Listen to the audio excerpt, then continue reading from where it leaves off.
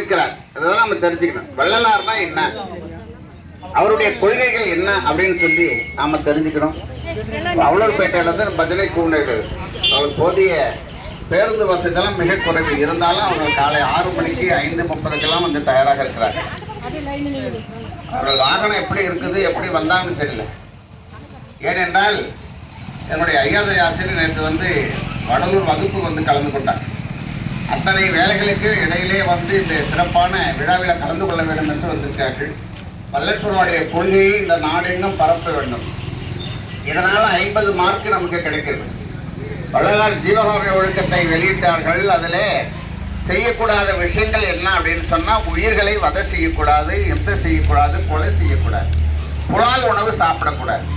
இது செய்யக்கூடாத விஷயங்கள். அப்போ என்ன செய்யணும்? அப்படி செய்யக்கூடாத விஷயங்களை பரப்புரையாக இவ்வளோ வள்ளலாருடைய புகழை பாடி உயிர்களை பலியிடாதீர்கள், புலால் உணவு உண்ணாதீர்கள் என்று சொல்வதன் மூலம் நமக்கு 50 மதிப்பெண் வள்ளலார் கொடுக்குறார். பசி தவிர்த்தல் என்ற அற்புதமான ஜீவகாருண்ய பணி நம்மால் முடிந்தது. ஏதாவது தண்ணி கொடுப்போம், மோர் கொடுப்போம். வெயிலுக்கு அற்புதமாக ஒரு மோர் கொடுத்தோம்னா கோடி கோடி புண்ணியம். இதெல்லாம் புண்ணியத்தை சம்பாதிக்கிறதுக்கு வேறு வழி கிடையாது. தர்மம் செய்தே ஆகணும். அன்னதானம் முடிந்தவர்களே செய்து, இதுக்காக ஒரு பத்திரிக்கைலாம் அடித்து நான் இங்கே 1000 பேருக்கு அன்னதானம் பண்ணுறேன் அப்படின்னு சொன்னால் அதுவும் செய்யலாம். முடியலனாலும் பரவாயில்ல. நம்ம வீட்டில் வரவங்களுக்கு, வெயிலில் வரவங்களுக்கு ஒரு வாங்க தண்ணி குடிங்க, அம்பரமே தண்ணீரே சோரே அறஞ்செய்யம் என்று ஆண்டாள் அவர்கள் பாடினார்கள். வள்ளற்பெருமான் இந்த சமுதாய மக்களை பார்க்கிறார்கள். பசியோடு இருப்பவர்களை எப்படி பொறுப்பார்கள்? ஒரு நாளைக்கு 3 வேளை வரக்கூடிய வேதனை பசி வேதனை, வாழ்க்கையில் வரக்கூடிய 3 வேதனை, ஜனன வேதனை, நரக வேதனை, மரண வேதனை என்று சொல்லக்கூடிய 3 வேதனை வாழ்க்கையில ஒவ்வொரு முறை வரும். இது 3 முடிந்த வேதனை பசி வேதனை.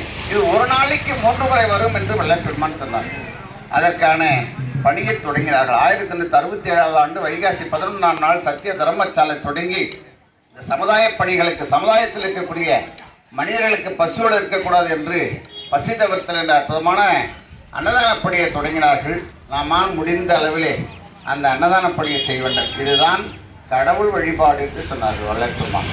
நீங்கள் சாமியை போய் கும்பிட்டுட்டு சாமிக்கு அபிஷேகம், அலங்காரம், ஆராதனை எல்லாம் செய்துவிட்டு பசுவோடு வருவர்களுக்கு நீங்கள் தண்ணீரோ நீரோ மோரோ கொடுக்கவில்லை என்றால் அந்த வழிபாடு பலன் தராது, வெறும் மாயாஜாலங்களை என்று சொன்னார்கள்.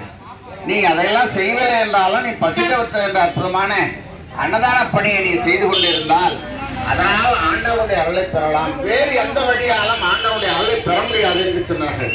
அதனால் நம்முடைய கிராமங்கள் தோறும், தெருக்கள் தோறும், வீடுகள் தோறும் இந்த அற்புதமான பணிகளை நாங்கள் நினைவுபடுத்தி பரப்புரையாக செய்து கொண்டிருக்கிறோம்.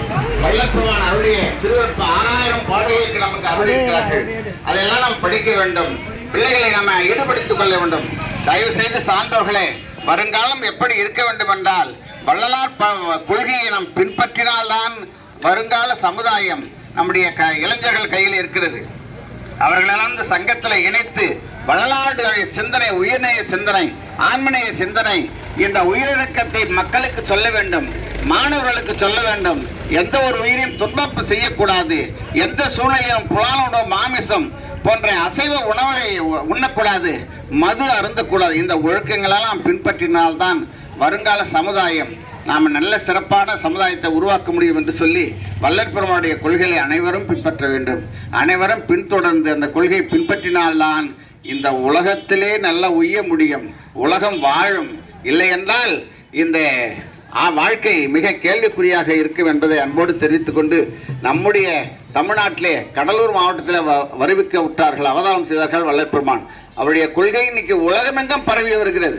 உலகம் முழுவதும் மிக சிறப்பாக வள்ளலாருடைய சிந்தனையை பின்பற்றி மிக மிக பலன் அடைந்து வருகிறார்கள். நாமும் அதை பின்பற்றுவோம், நலமோடு வாழ்வோம். வாருங்கள் வாருங்கள் என்று அன்போடு உங்களை அழைக்கின்றோம். அருட்பெருஞ்சோதி, அருட்பெருஞ்சோதி, தனிப்பெருங்கருணை, அருட்பெருஞ்சோதி.